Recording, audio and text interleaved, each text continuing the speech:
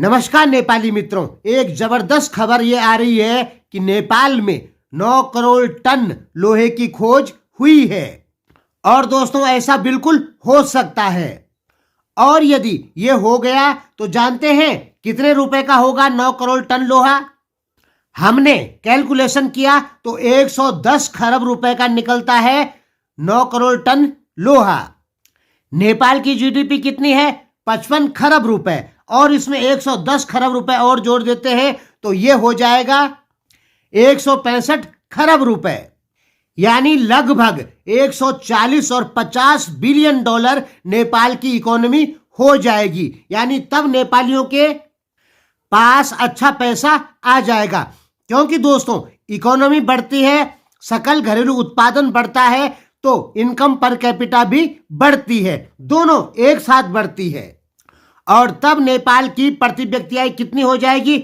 लगभग $3600, $3700। अभी कितनी है? $1200-1300 सालाना।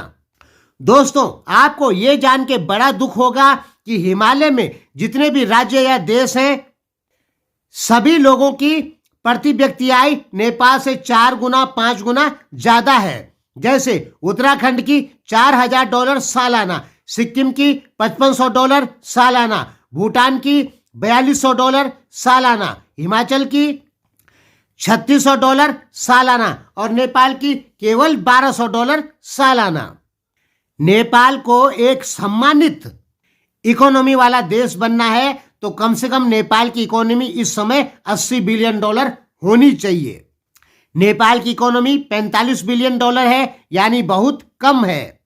अगर ये जो खोज हुई है लोहे की नवलपरासी में और 9 करोड़ टन लोहा निकला है, तो सोच लीजिए कि नेपाल का काया पलट हो जाएगा।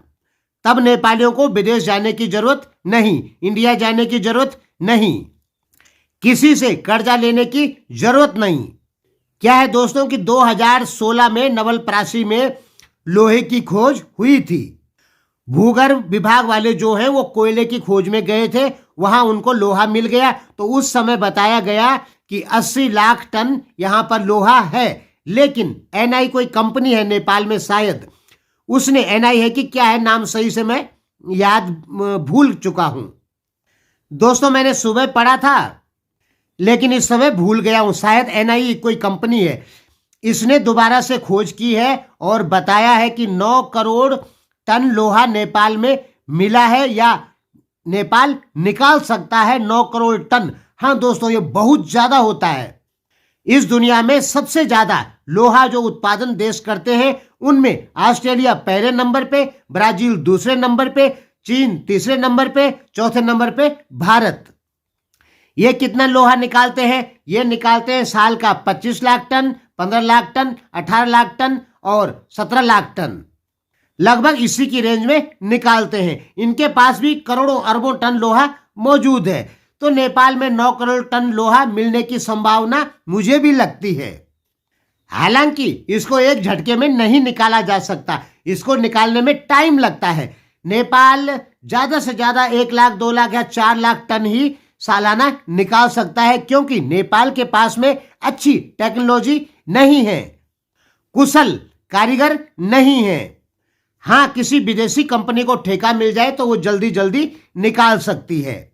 लेकिन दोस्तों, नेपाल में काम बड़े स्लो होते हैं। नेपाल में खोज हुई थी एक बार पेट्रोल की, और हम 5 साल से सुन रहे हैं कि नेपाल में पेट्रोल निकला है दैलेख में, लेकिन उस पर कोई भी काम आगे नहीं बढ़ा, क्योंकि नेपाल में सरकारें अस्थिर होती है। नेता लोगों का ध्यान होता है एक की कुर्सी खींचना और अपना उस कुर्सी पर बैठना, इसलिए विकास कार्यों पे ध्यान कम रहता है नेता लोगों का।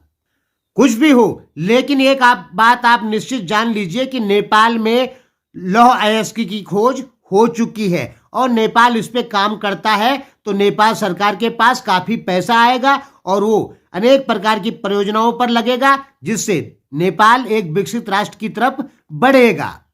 अब नेपाल सरकार इस पर कब काम करती है ये हम नहीं बता सकते। हमने आपको कैलकुलेशन करके बता दिया कि इतने रुपए का लोहा है। नेपाल की जीडीपी में 150-200% की बढ़ोतरी हो सकती है अगर सरकार इस पर काम करे मन लगा के, पूरी ताकत के साथ में। लेकिन आप तो जानते ही हैं कि नेपाल की सरकार ऐसा नहीं कर सकती, क्योंकि एक पार्टी को दूसरी पार्टी की कुर्सी भी तो गिराना है, अपने आप प्रधानमंत्री बनना है। तो जो लोग काम करने वाले नेता हैं उनको तो मंत्री बनना है, तो देश का विकास कौन करेगा? इसलिए ये काम करने में नेपाल में टाइम लगेगा। धन्यवाद।